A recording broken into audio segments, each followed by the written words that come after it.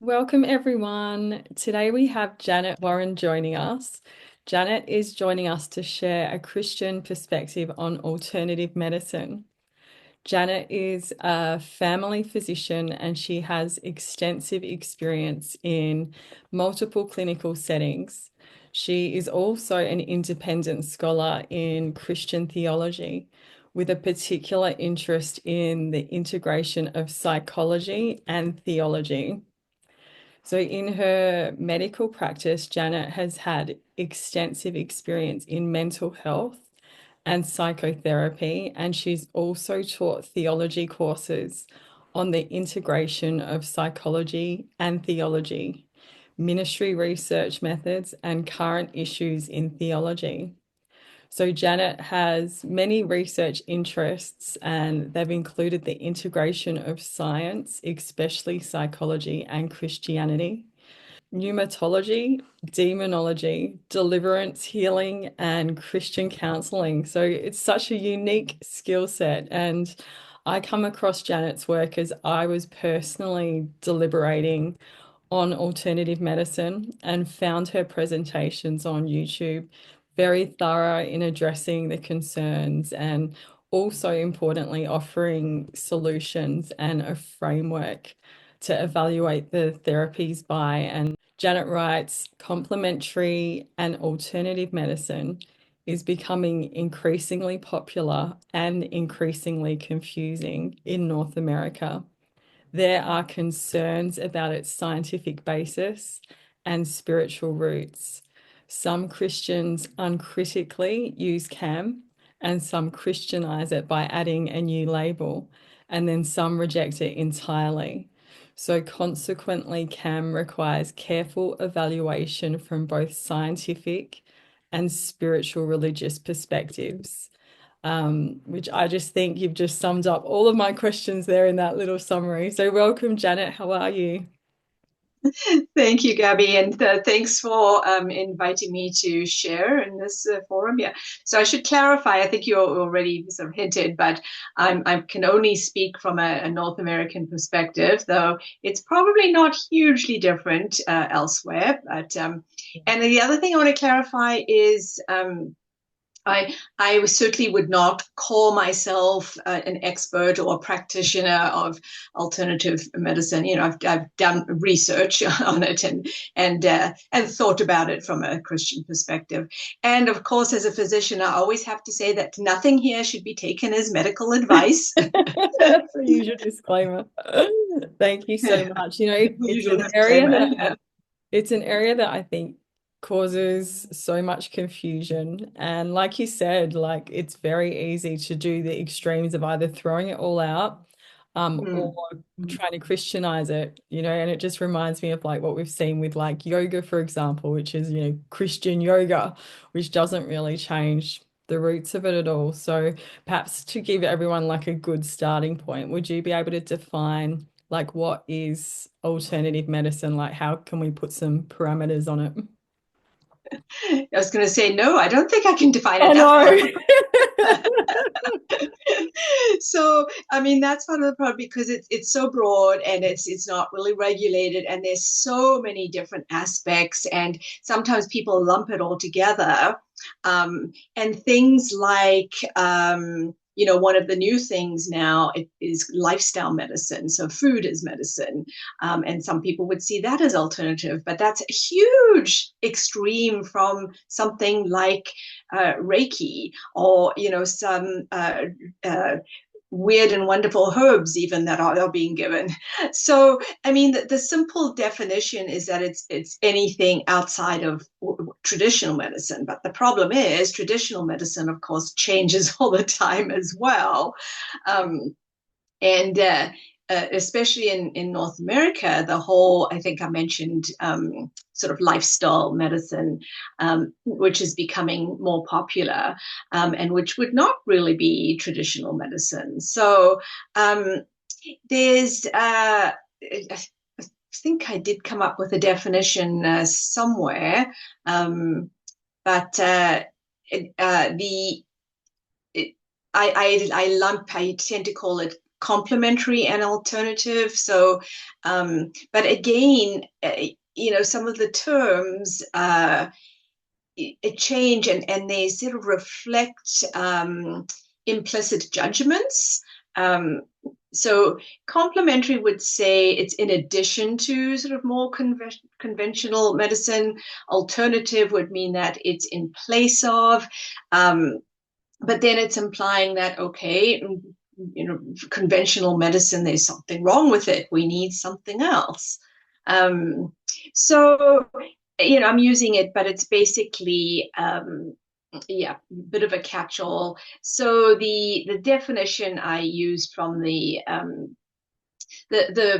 website I find helpful is in the US from the National Institute of Health, and it's the National Center for Complementary and Integrative Health. So a lot of other regulatory bodies have copied this definition. So they define it as a group of diverse medical practices and products that are not generally considered part of conventional medicine. See, again, that's kind of broad, not generally considered. So, anyway, also sometimes referred to as non-traditional, non-conventional, but even in the definition, they note that boundaries are not absolute, and some things that maybe once were considered sort of alternative and they have now become incorporated into regular medicine. So that Wow. was a long answer, but Oh, and that's the thing, isn't it? It's such a broad area, and it's almost like exactly. alternative medicine has just become everything that conventional medicine is not.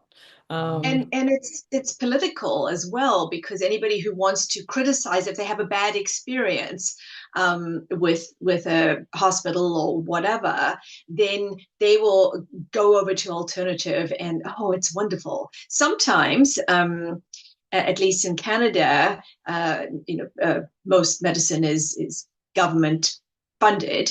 And sometimes when people actually pay for something, they value it more.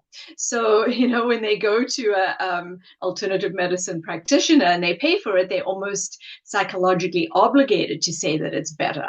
So there's just a whole lot of different factors, that go into it. I know when I was researching alternative health, and that was I was researching it because I had used alternative health in the past. And then as I began my deliverance journey a couple of years ago, I didn't need it anymore. And I started thinking, okay, so what was actually going on there? Because I'm just a very much a why person.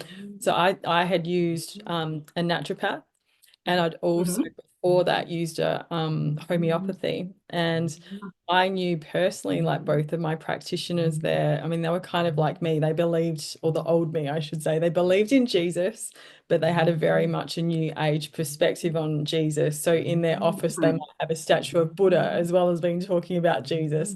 And that was the Right. confusion, do you know what I mean? That was where I was years ago. So I didn't think too much of the practitioners, but after going through deliverance and understanding more what the Bible was telling me about, checking out the spiritual roots of things, I Mm-hmm. looked into naturopathy and homeopathy, and like to be honest, I was quite shocked that their roots were very much tied up, in pagan religions and brotherhood. So yeah, I would love for you to maybe comment, from your perspective as someone that's obviously researched it a lot deeper than I have, So, like what the spiritual roots are, and like kind of like what we need to be aware of as believers as well. right. Um, so again, a broad issue. So first of all, I want to really distinguish between homeopathy and naturopathy. Um, Homeopathy, there's, from a scientific point of view, no medical evidence at all. Now, people will say it works, but that's likely because of the placebo effect, or because a lot of illnesses resolve on their own anyway.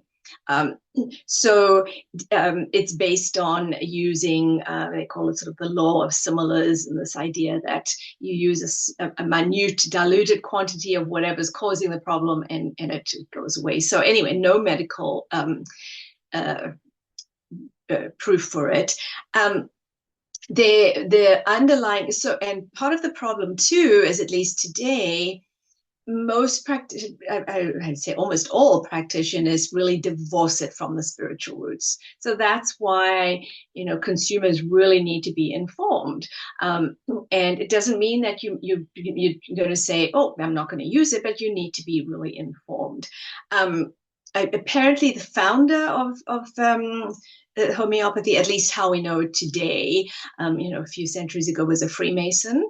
Um, but they definitely follow this idea of energy medicine. So there's this energy disturbance around us that needs to be rectified. And again, that's no medical evidence, A, but B, very much based on this Eastern philosophy. I think what you were talking about, the idea that, oh, it's all good, we can have every religion and it's all, but there's this energy and, it's one with the universe and the drop in an ocean, all those phrases that get lumped together, but yeah, very much grounded in, and again, sort of another detour, what's called sort of metaphysical religion, or religions, I should say. So this idea that there's this power or energy in the universe that when we can be channels for it, and we can actually manipulate this power and use it.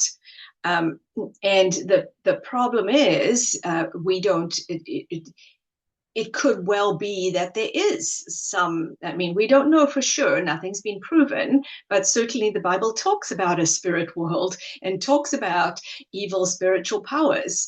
And again, I wouldn't say that every single, homeopathy practice or naturopathy practice is necessarily channeling evil spirits, not at all. But it's just something to be aware of.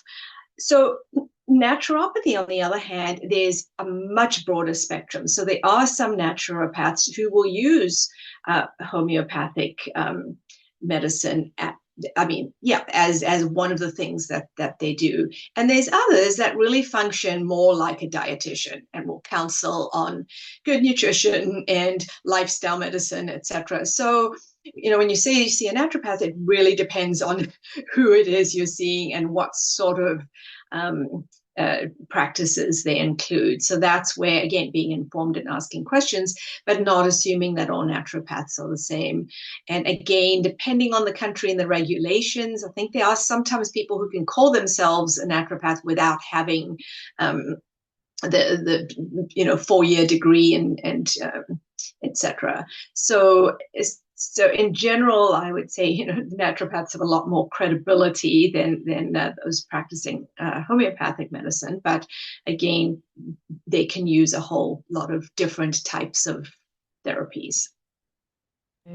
That is such a good summary. And I think as I've worked my way through all of this, because there are still some supplements that are fantastic, that you can only get from a naturopath because they're higher quality. But I think, like you said, it's just evaluating each part of it, somewhat separately. We're not sort of talking today to say throw everything out or judging Right. naturopathy or, homeopathy. But I think it's really important that we talk about the concerns of it as well. And like one thing that was coming up a lot when I was researching what the belief system was behind them was, Mm-hmm. this idea of vital force, which I think is what you're talking about with these energies, etc. Right. And Right. years ago, I was very naive. I was just like, vital force is just it's the life force, etc. But as you start reading the Bible, we can, like you said, definitely look at that as, is this actually people tapping into a fallen energy or being led into fallen practices? And I guess that would very much be the opposite of the Holy Spirit. Like, what would you sort of Absolutely. Well, one of the big differences with Christianity is the Holy Spirit is a person, right? One of the persons of the mysterious Trinity. Whereas in now we theologians generally believe that both, the Holy Spirit is spiritual, but as well as personal. Whereas a lot of the metaphysical religions that rely on vital energy, so I think in Chinese they call it qi, and Hinduism, it's prana. So there's different names, so being careful about that. But the idea that we have all these meridians and energy forces around us, universal life energy. Um, so being really careful, and a lot of the language really infiltrates. I mean, I've heard Christians talk about, oh, the universe gave me a message, or that's a, and people are just saying it and not particularly thinking. So I think it's really important that we're careful what we're saying and what we're believing. But yeah, to answer your question, that's one of the big differences with Christianity is being a personal, the spirit being a personal force versus this vague, broad energy that they talk about. And again, I think there's certainly lots of room for research, because I do wonder. One of my other areas of interest, and probably shouldn't take us down a rabbit trail too much, but is parapsychology, or consciousness research. And, a lot of evidence of that coming out from non-Christians, scientists, about that there is more to life. It's not just materialistic, that there is a spiritual realm. And I'm not sure that we can easily divide the spiritual realm into good and evil. I think there's clearly times when we can, but I wonder if there is even sort of a more neutral kind of again, I don't want to use the word energy, but we know that reality is not just material, that there is some sort of a spiritual. So human spirits, for example, can human spirits and human minds connect with each other a little bit? So we have to keep an open mind that way, but I would say with caution. So it's very different if you're doing it like me as a researcher versus if you're doing it with some vulnerability. I mean, I think that's a key thing. So anybody who's experienced trauma is going to have that vulnerability, and has to be even extra careful. Now, having said that, people who haven't experienced trauma might almost accidentally go down an unhealthy pathway, and then they can become more vulnerable. Again, maybe a one-time accidentally seeing a practitioner with beliefs different from yours, I think that's redeemable. But if it continues for a while, so that's where the being extra careful. Um, That's a I really forget. I important. forget what the question was, but yeah, we can carry on. Did Yeah, I no, answer your that's a really question you did. That's a really good with a few caution. And tangents?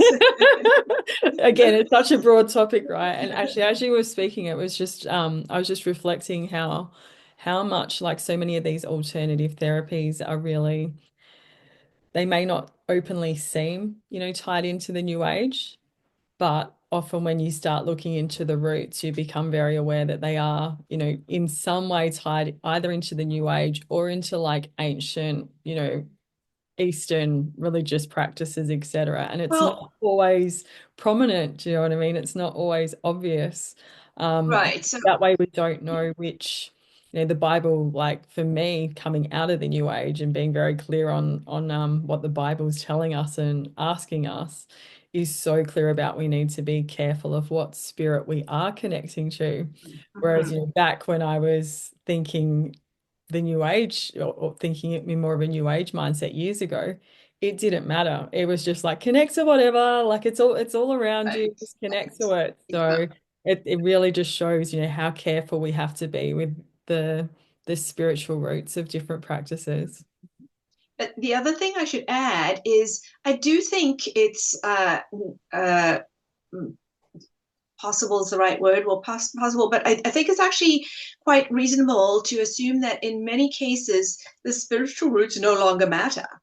Yeah. So again, depending on the practitioner, I mean, I think we can be aware, but The example I give is Easter, which was once a pagan festival, right? And now it's, I don't think that we could say there's any, so should we not celebrate Easter because it has some pagan roots to it?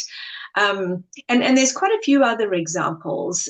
You mentioned yoga earlier. Well, a lot of exercise classes do stretches that are very similar to yoga moves. I mean, you see 2-year-olds and they're doing stretches that could be, Yeah. body positions that could look like yoga type moves.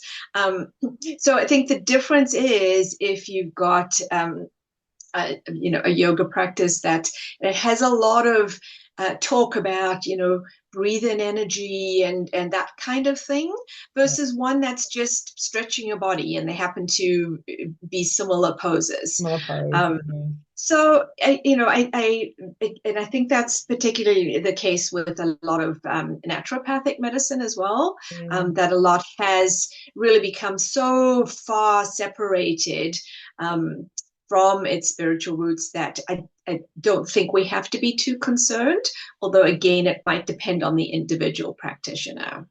So, just because something may have some non-Christian spiritual roots, if they're really in the past and have become sort of more clinical, I don't think we need to be too concerned. The other common one people get concerned about is meditation. So I always say, but what about, the long tradition of contemplative Christianity? We're called to meditate on God's word. We're called not to be anxious. Well, a helpful strategy in not being anxious is slow breathing. So again, that's something that people think meditation is all Buddhism, etc., and it doesn't have to be.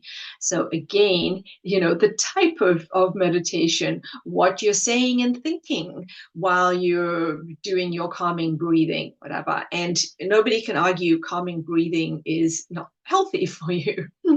And stretching exercises are healthy for you as well. So that's where I think some Christians take it to the extreme and say, no, no, no meditation, no nothing, So I think there are cases where it is quite far separated from the spiritual roots. But again, awareness, which I think I've mentioned a few times now. That's so good. I think I love your message that is really like just evaluating things. Like it's not about just saying this is evil, this is, wrong. And like you said, like we can meditate on God's word.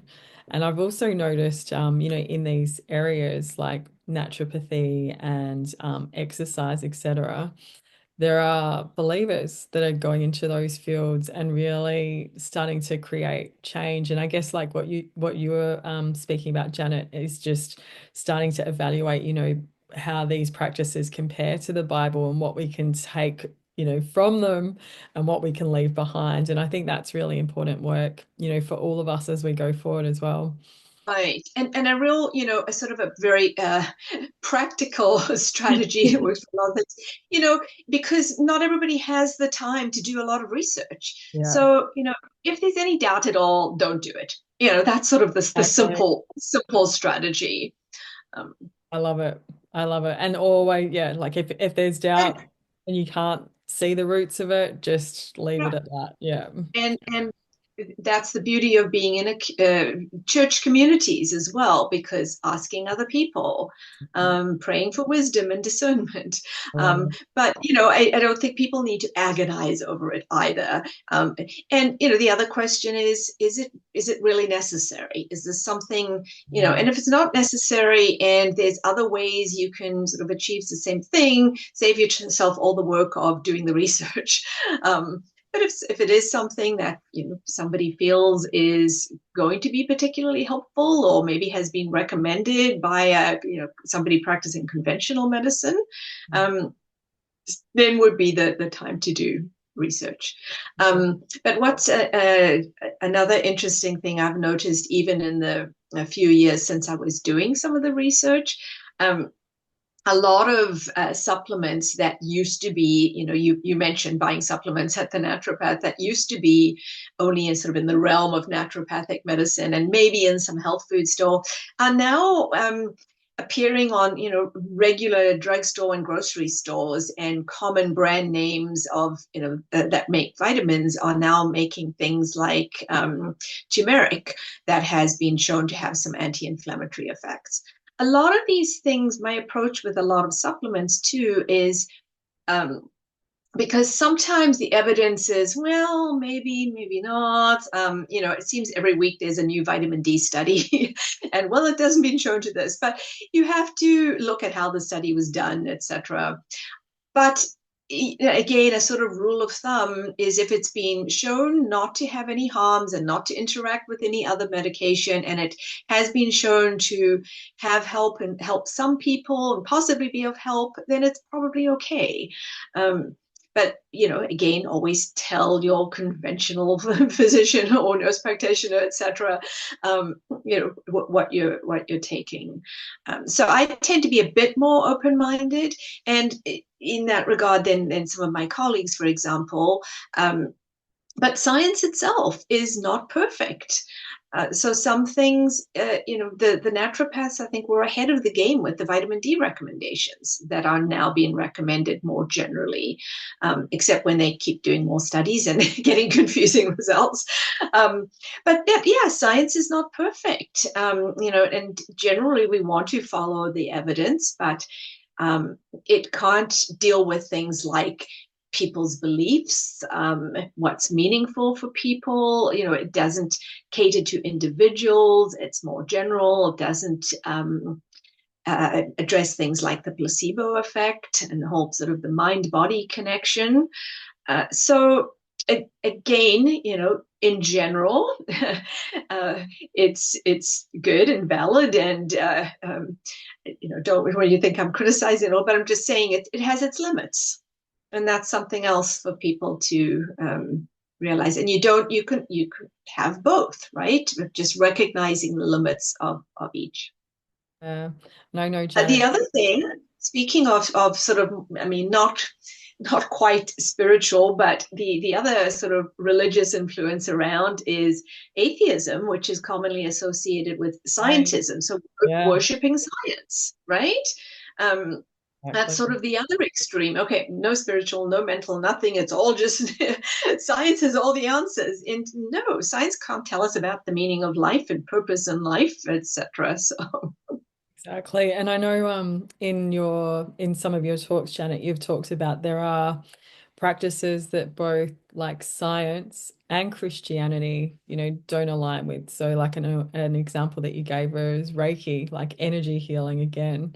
mm-hmm, mm-hmm. So yeah, I would love to hear, how you would, as someone that has that experience as a, general practitioner and also a theologian, how would you, recommend just ascertaining like the validity of,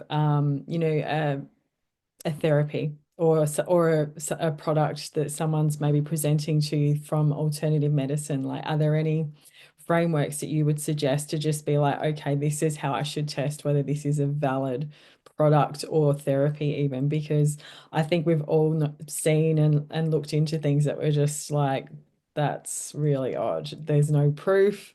And it's very easy because they can become real fads and trends to get pulled into these things too. Mm-hmm, mm-hmm. And it's gotten a lot worse with social media and the Yeah. way things are these days. So, Marketing. I've touched on a few things already. I think so. Careful research. Don't just trust your, outspoken friend on social media. Look at reputable websites, like I mentioned, the National Institute of Health, one on complementary and alternative medicine. Um, look at a few different websites. If stay away from something where it says has some potential harms associated with it, like in terms of evaluating specific supplements, for example. Um, Actually, I should say for Christians, obviously, the first thing you do is pray for wisdom and guidance. But general rules of internet research, check out a few, look for what's seems like a credible site, and then asking other people. If somebody wants to see an alternative practitioner, talk to their physician. Now, again, there's going to be variations, but at least, sometimes getting a recommendation from somebody can be helpful as well. Um, so yeah, just doing your research, and like I said before, think about it, why am I doing this? I think that's always good to evaluate our motivations. One of the things that is common in people, and in some ways natural, but we're all looking for quick fixes. So, well, instead of going, you know, exercising every day, there's just a pill I can take. So really being honest with ourselves in terms of our motivations. If I'm looking for something to help me relax, well, some calming time in prayer might be better than and cheaper than seeing an alternative medicine practitioner. Um, Sometimes people might be just really curious and think, okay, is that a good reason? So knowing our motivations and thinking if they're valid and if it's really necessary, then doing our research and consulting other people. Amazing. I love those tips. And I love the idea of just going to prayer first and asking for discernment. That's so important in these times that we're living through at the moment. And how often we forget. Exactly. And you know what? It's the power of marketing as well. Like sometimes I'll see these products. And now that I've done my research, it becomes easier to kind of identify when you start seeing a fad Mm, or a trend come out. But you'll see these products and it'll go from like you've never heard of it before, or a new therapy, for example, to like it's all over my social media, all over YouTube, and all over like mhm, Telegram for like months. And it's just like, imagine the marketing spend behind some of these things. And that's always mm, a red flag to me as well. Like things go, absolutely. Yeah. where are they getting the money from to do that if it's such a great therapy and you're not Right. Right. overcharged for it? Exactly. And that's another little trick, I would say, I never say never, but almost never.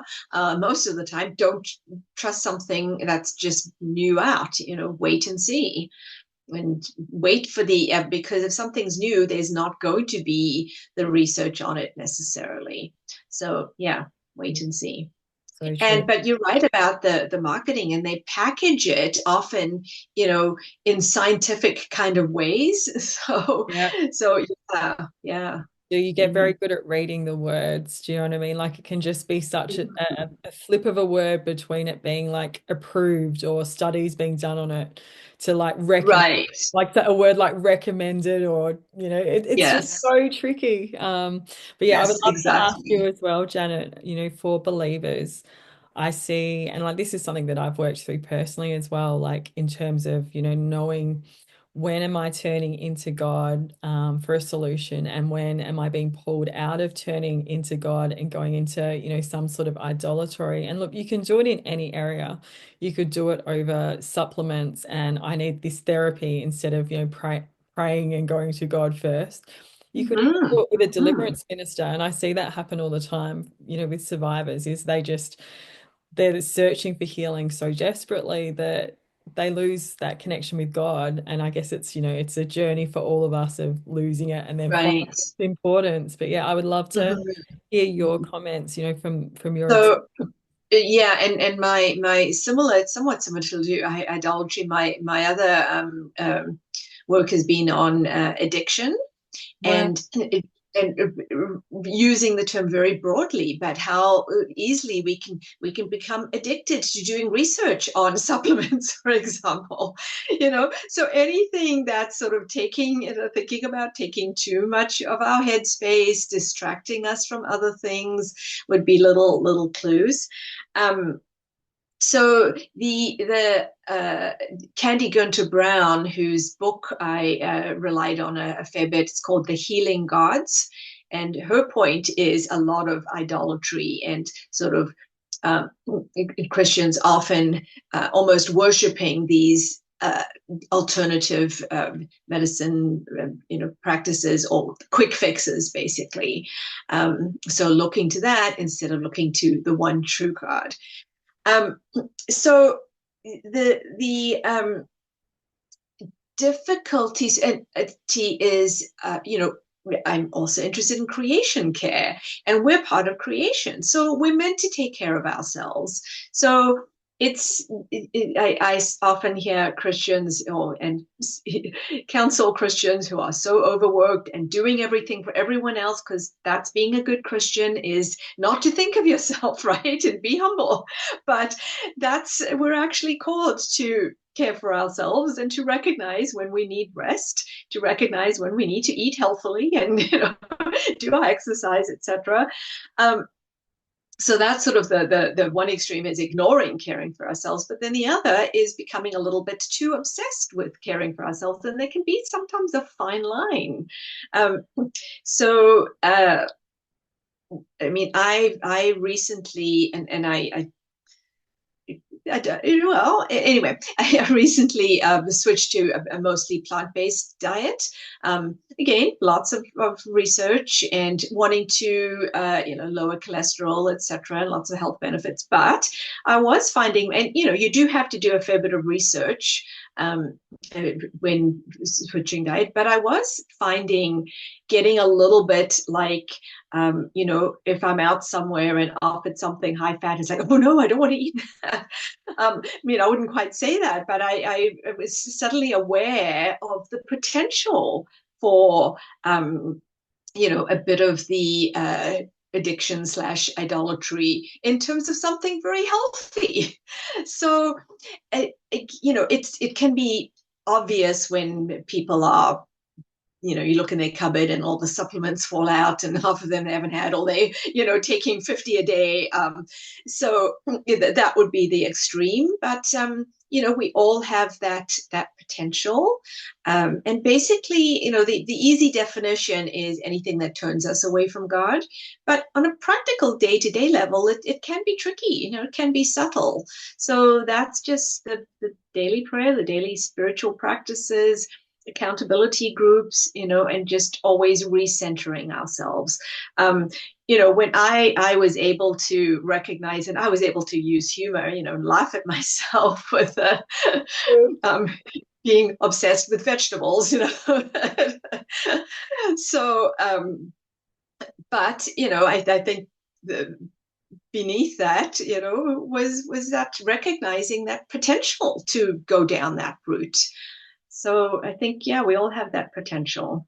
And the key is, again, like I said before, just looking at our motivations for why we're doing something, and just looking at sort of the, again, this word's overused, the whole balance thing, but it's overused and it's often used by alternative medical practitioners that, oh, balance in our body. So it's hard to find. So many words have been co-opted, by different religions. That They really have. Like, even to talk about yeah. consciousness, it's so Uh-huh. hard because I'm Uh-huh. like, oh, it just sounds like Eastern religious. Like, there's so many buzzwords Yeah. that they've just grabbed. Yeah.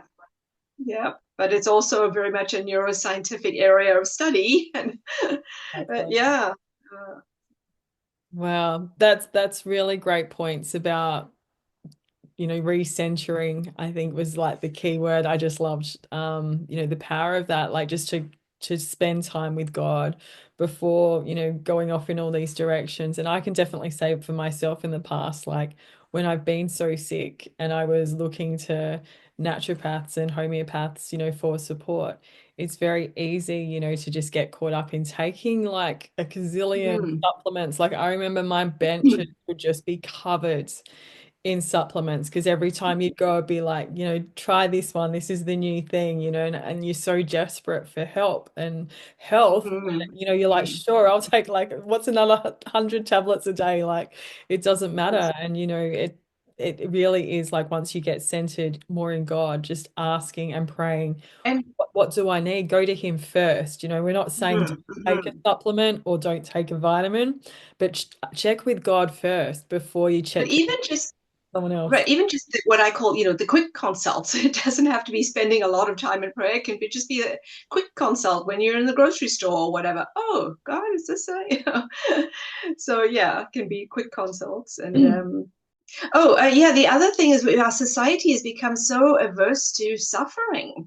Um, and realizing now, I don't think God wants us to suffer at all, and there are some Christian beliefs that think that, but recognizing it is a part of life, and sometimes we need to go through a grieving process because it's psychologically and spiritually healthy, right? So not rushing things, so just moving slowly, and not having that automatic, oh, I need a pill, I'm in pain. Just okay, take a couple of breaths. What might be causing the pain? What can I do?